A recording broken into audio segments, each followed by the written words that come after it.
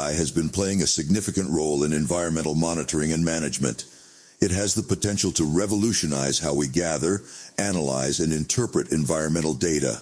Here are some ways in which AI is being utilized in environmental monitoring.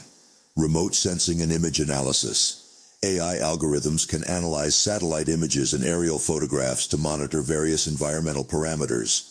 For example, AI can detect changes in land use, deforestation, urban growth, and monitor the health of ecosystems like coral reefs or forests. Air and water quality monitoring.